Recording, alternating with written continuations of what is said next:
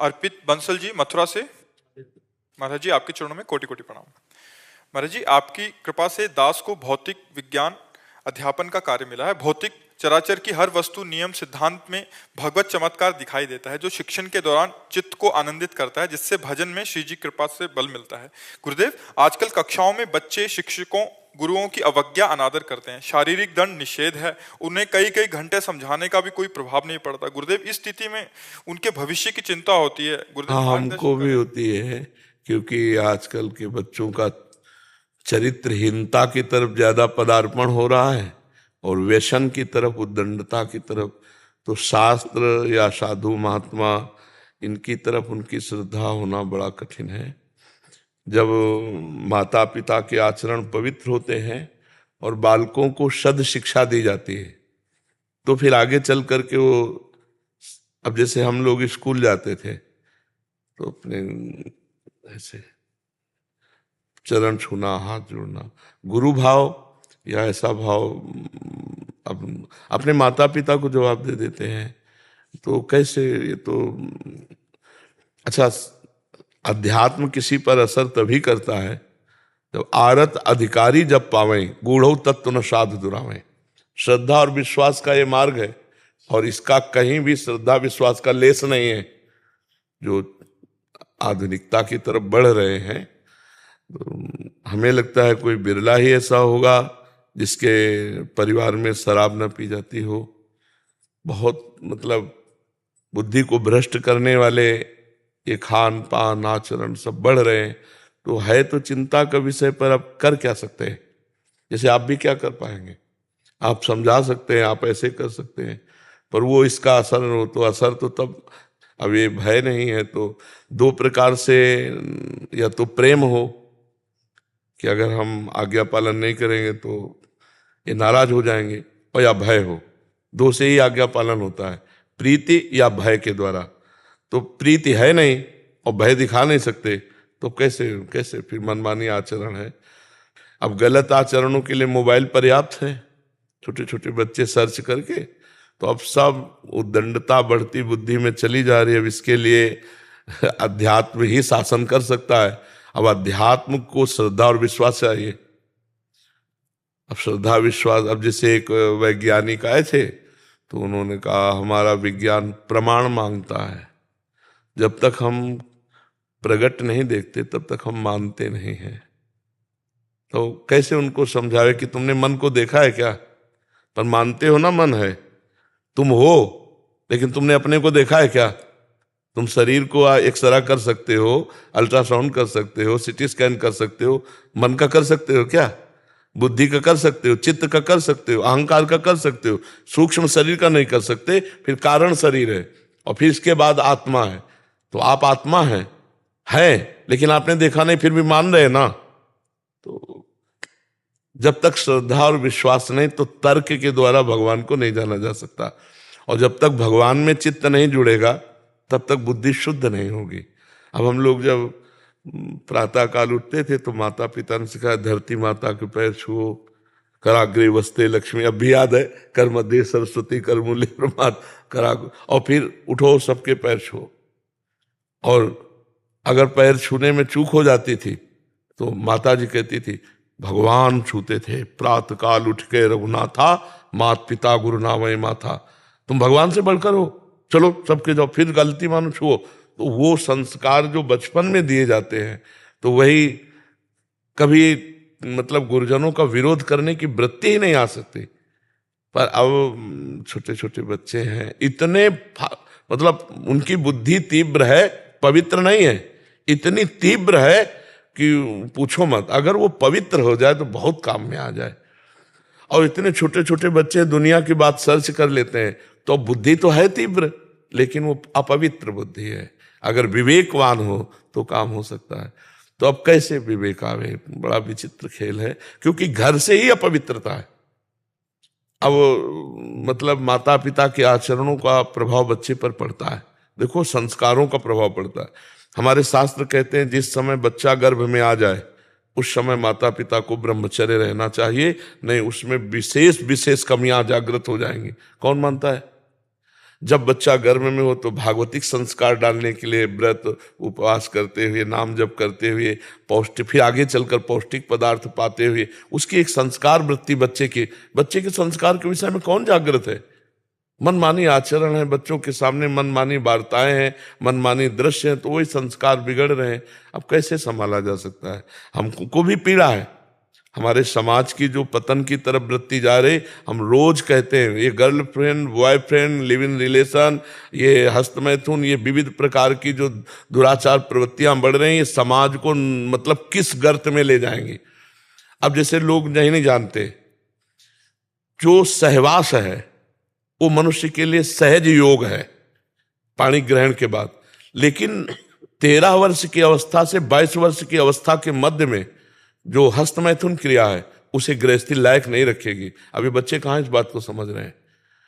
कहाँ समझ रहे हैं कि हम अपने जीवन को कितने गड्ढे में गिरा रहे हैं? अरे 20-22 तक ब्रह्मचर्य रहे, फिर पाणी ग्रहण किया, गृहस्थी में गए, संतान उत्पन्न किया, फिर भजन मार्ग को स्वीकार करके भगवत प्राप्त हो गए। ऐसा हमारे जो भारतीय पद्धति थी, पहली अवस्था ब्रह्मचर्य और शास्त्रों का स्वाध्याय पढ़ाई लिखाई, दूसरी अवस्था जवानी में गृहस्थ धर्म का, और तीसरी और चौथी अवस्था भगवान के लिए व्यतीत करते हुए वो पर ब्रह्म को प्राप्त होते थे। अब पहली अवस्था ही भ्रष्ट हो गई।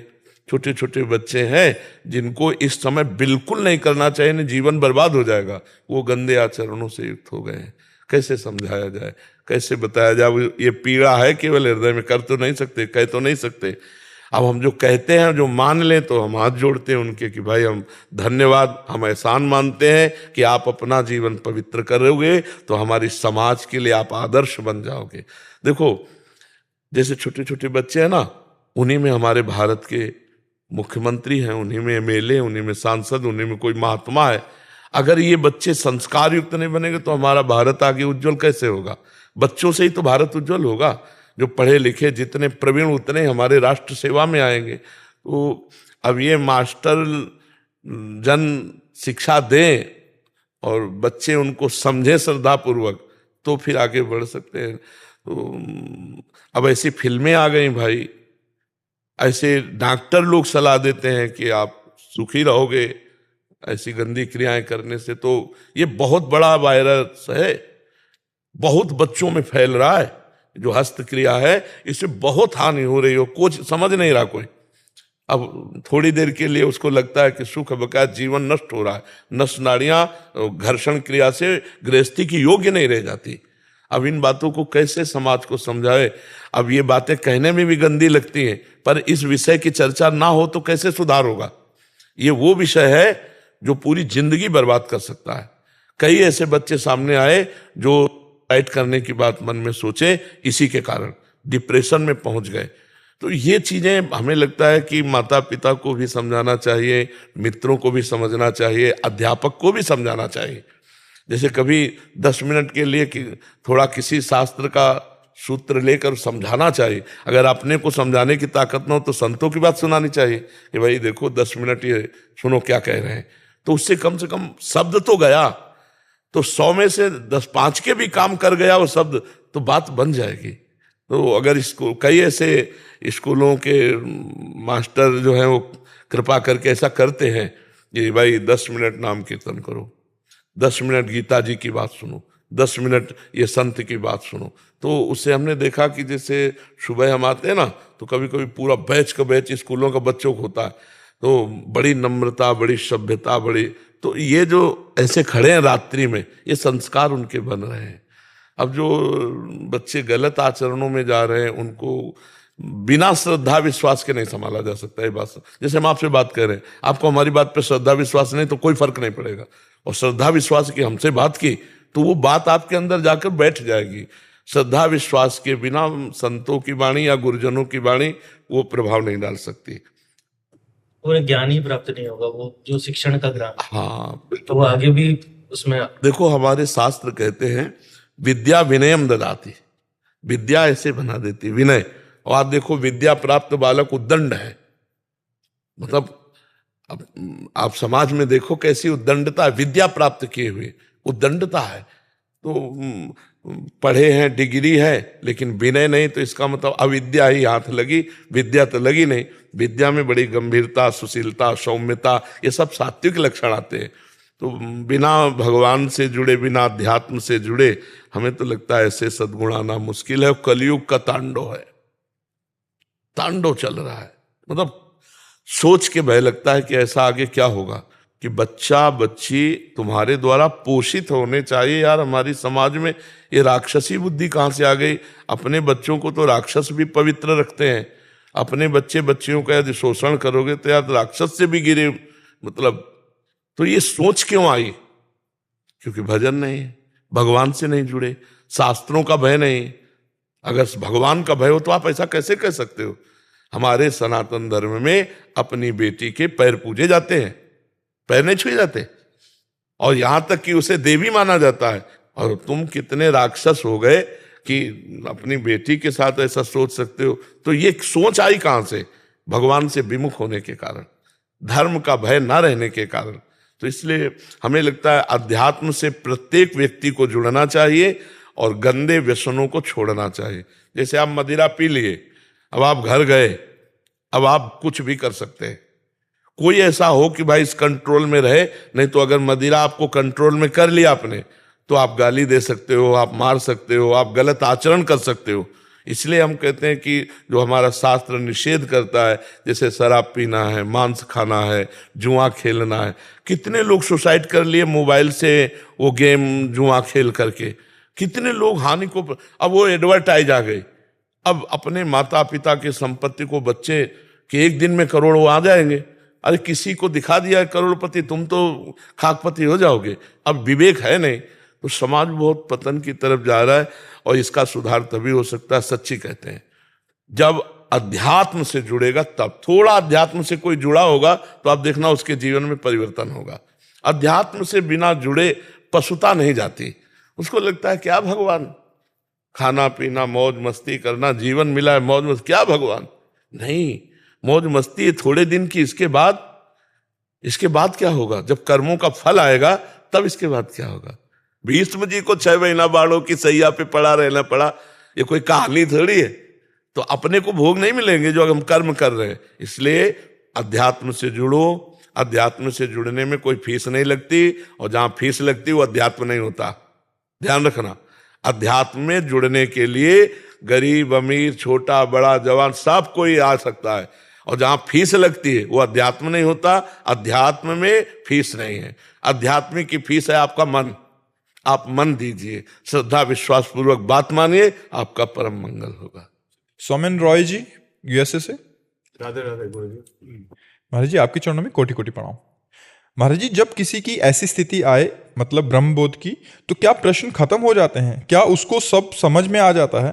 प्रभु को पा लिया तो बाकी कुछ जानने की इच्छा नहीं रहती?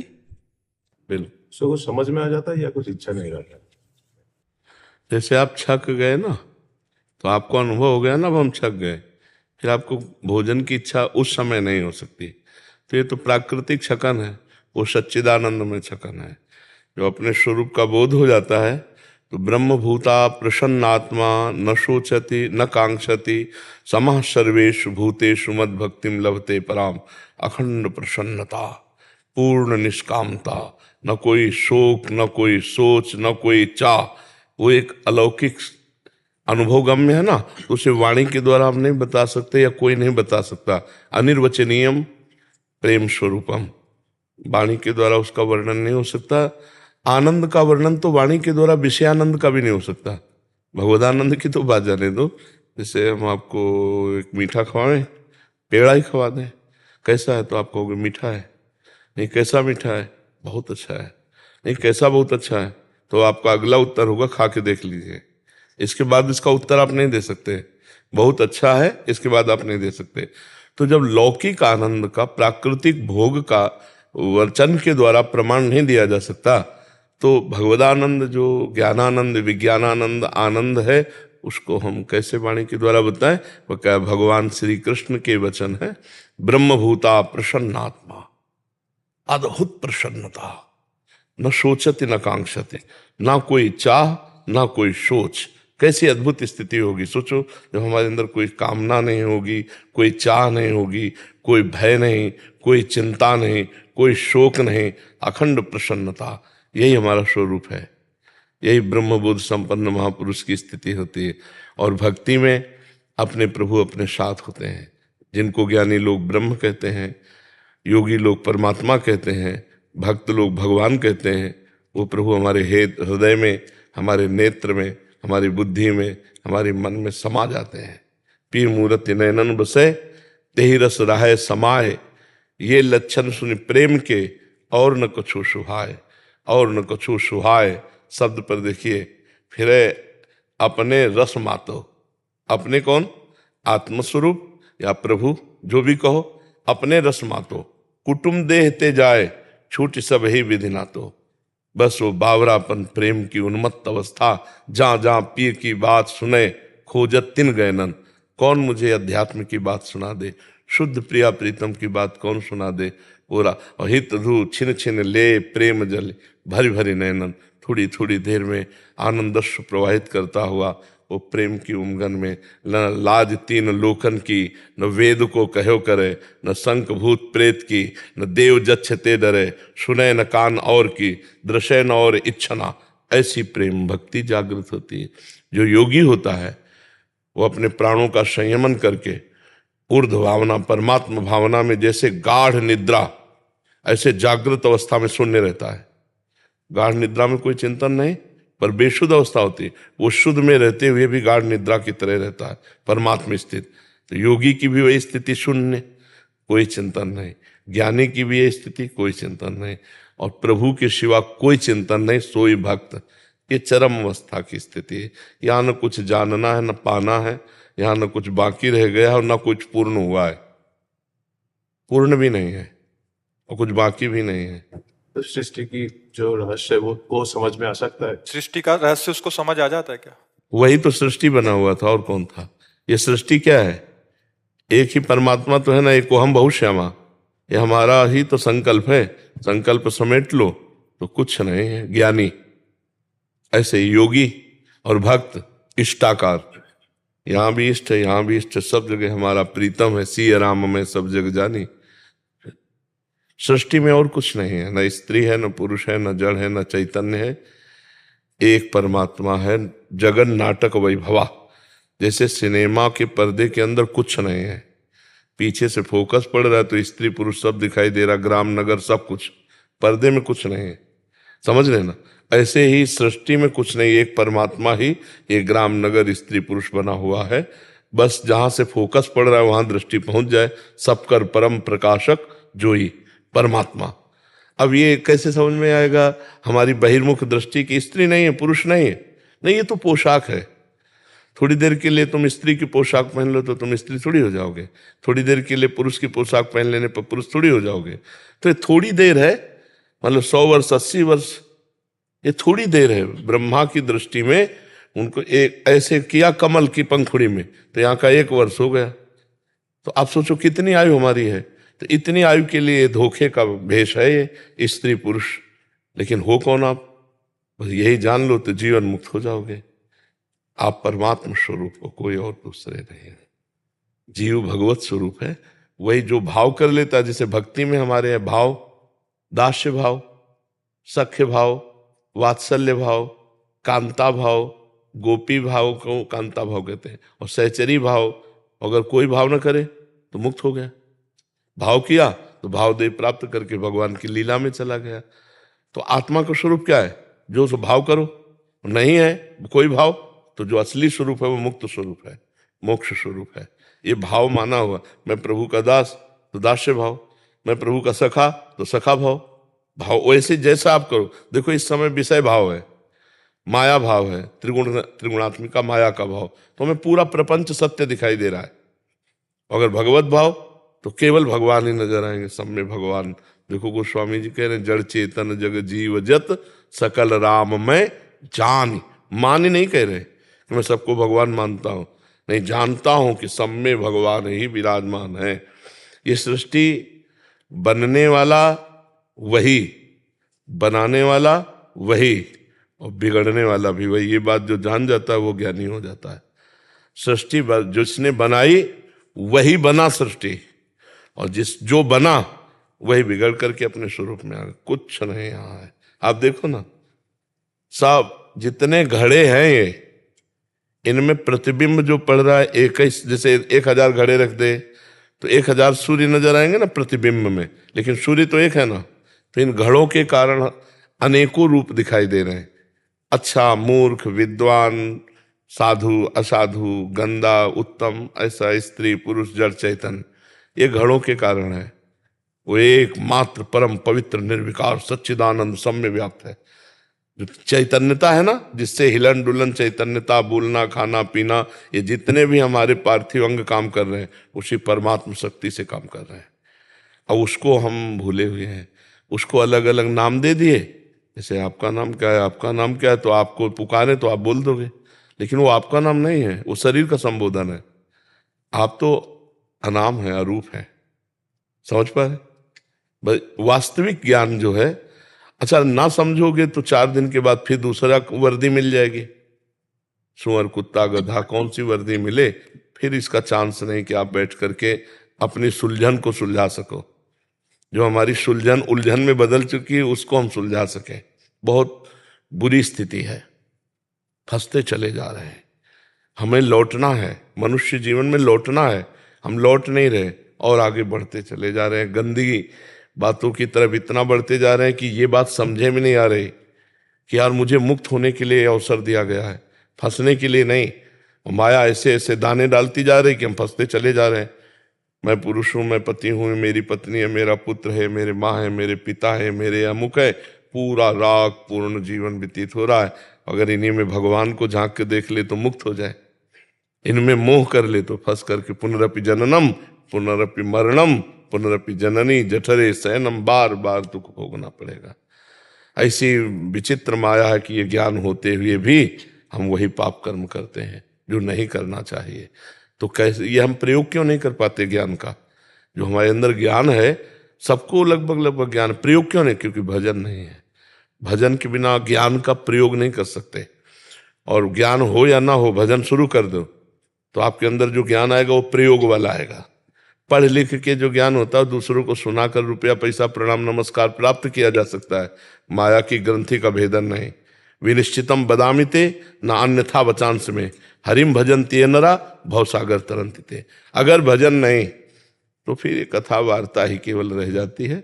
अंदर का सिस्टम नहीं सुधरता है कि ज्ञान तो है पर उसका प्रयोग नहीं है।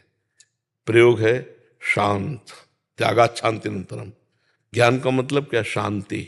श्रद्धावान लभते ज्ञानम तत्परः संयतेन्द्रियः ज्ञानम लब्ध्वा पराम शांति मचिरे राधि गच्छति। किससे यश कीर्ति प्रणाम नमस्कार? कोई द्वैत हो, दूसरा हो तो है।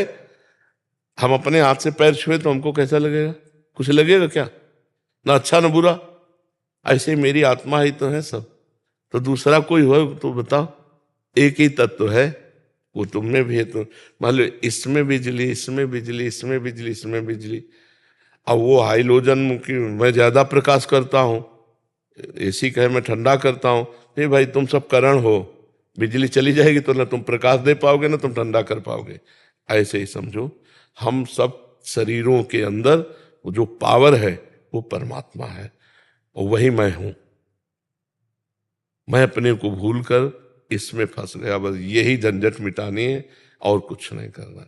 चाहे भक्ति से मिटाओ, चाहे योग से मिटाओ, चाहे सांख्य ज्ञान से मिटाओ, चाहे सेवा करके मिटाओ, चाहे वैराग्य त्याग कर, एन के इन प्रकार शुद्ध ज्ञान के बिना बात नहीं बनती। अब जैसे भक्ति शुरू हुई और ज्ञान नहीं है तो हे भगवान मेरा संकट मिटा दो, हे भगवान मुझे ये भिखमंगापन बना ही रहता है। और जब तक मांग है प्रभु से तब तक प्रभु मिलना मुश्किल है। जो भगवदानंद है वो तभी प्राप्त होता है। जाहि न चाही कबहु कछु तुम सन सहज सने, तो बसहु निरंतर तासुर सो राउर निज के। जिसने चाह मिटा दी वही भक्त, जो अचाह हो गया वही ज्ञानी, जो आप्त काम, कामनाओं का संपूर्ण त्याग वही योगी। साधना का फल ये है कामना का मिट जाना। आप बोलो इस सृष्टि में कौन सी चीज है जो आप लेके चलोगे हमारे साथ? जो मैं शब्द है उसके साथ क्या लेके चलोगे? कुछ तो नहीं जाना, शरीर भी छूट जाएगा। तो धोखे में रहे ना, तपस्या की, साधना की और लौकिक अनुकूलताएं मांगी और शरीर पूरा हो गया, सब यहीं पड़ा रहा। तो हमको वो चीज ले जानी, मान लो हमारे पास 100 श्वासें हैं तो हमें वो चीज खरीदनी है जो अनंत काल तक हमारे साथ रहे। वो है भगवान की स्मृति, वो है स्वरूप बोध, वो है परमात्मा चिंतन। अब ये बातें कहाँ लोगों की समझ में आती है? भाई लोग तो ये समझना चाहते हैं कि साधु महात्मा कोई भी हो, वो ऐसा कुछ जंतुर बांधने, कुछ छू कर दे, कुछ ऐसी आशीर्वाद दे दें कि हमारे बिगड़े काम बन जाए तो जय हो। बिगड़े काम बन भी गए तो तुम बिगड़ जाओगे, तुमको तो जाना है ना। तो काम चाहे जितना बन गया हो, किस काम का? हम कह रहे 1 किलोमीटर में तुम्हारा मकान बना हो, भारत के सारे सुख तुम्हारे पास हो, मरोगे तो है ही है ना। और जब मरोगे तो क्या है, सब लाद के ले जाओगे? नहीं। तो फिर इनमें समय बर्बाद कर दिया, और जिससे बोध होना था, जिससे परमात्मा प्राप्त, वो तो साधन किया नहीं, तो फिर गए ना 84 के चक्कर में। अब ये बात कहाँ समझ में आती है लोगों को? अगर किसी को ऐसा लगता हो कि संतों के हाथ धरने से काम चल जाता है, तो हम सबके सर पे हाथ रख दे तुम्हारा काम हो जाए। ऐसा नहीं होता। काम होता है भजन करने से। हम भजन करेंगे और कामनाएं करेंगे तो भगवान उसकी पूर्ति। पक्का समझो फ्री यहाँ कुछ नहीं है, हम तुमसे स्पष्ट बता रहे हैं। ये ऐसी बाजार यहाँ फ्री कुछ नहीं है। यहाँ जो कुछ तुम्हें चाहिए तो तुम्हें कर्म करना पड़ेगा, या तुम्हारे पास पूर्व का बैंक बैलेंस पुण्य का हो तो मिलेगा, नहीं तो नहीं मिलेगा। अगर पूर्व का बैंक बैलेंस पाप अधिक है और तुम इस समय खूब मेहनत कर रहे हो तो भी नहीं मिलेगा, तुम्हें दुख भोगना पड़ेगा। भाई यही ज्ञान जैसे सृष्टि का हो जाता है ना, वो बड़ा प्रवीण होकर अपने को बचा करके निकल जाता है। तो ये ज्ञान तो केवल संतों से मिलेगा, शास्त्र में आप नहीं पकड़ पाओगे। क्योंकि शास्त्र का अनुभव करके जब वो बोलते हैं हमारी भाषा में सरल, तो हम समझ जाते हैं। शास्त्र भाषा ऐसी है कि जैसे राजा के खजाने को बहुत भूल भुलैया में रखा जाता है। मार्ग वही है, पर इतने मार्ग बता दिए गए कि वो आदमी पहुंच नहीं पाएगा जहां खजाना रखा है। तो जो राजा का निजी जन हो जाता है, उसको पता होता है कि ये सब भूल भुलैया, सीधा ये मार्ग है। जैसे हम कभी कभी कहते हैं, देखो तुम लोगों को ज्यादा चिंता करने की जरूरत नहीं, तुम अपने कर्तव्य कर्म को भगवान की पूजा समझो, अपने परिवार में भगवान को देखो, नाम जप करो, इसी से भगवत प्राप्ति हो जाएगी। बिल्कुल सरल भाषा में सब शास्त्रों का सार। भगवान को परिवार में पहले देखो, बाहर देखने की जरूरत नहीं, पहले घर में देखो। पहले अपने में देखो, फिर घर में देखो, फिर मोहल्ले में देखो, फिर ग्राम में देखो, फिर प्रदेश में देखो, फिर देश में, फिर विश्व में। फैलाओ अपने भावना को, अभी भगवत प्राप्ति हो जाएगी। भगवत प्राप्ति के लिए सही पूछो तो भगवत प्राप्त हो बस यही जानने के लिए है। जो व्यवधान है उनको हटाया जा रहा है। यही व्यवधान, राग और द्वेष, अपना और पराया, मैं और तू। माया का स्वरूप क्या है? मैं अरु मोर तोर तय माया, जेहि बस कीन्हे जीव निकाया। मैं, तू, मेरा, तेरा, इसी को मिटा देना।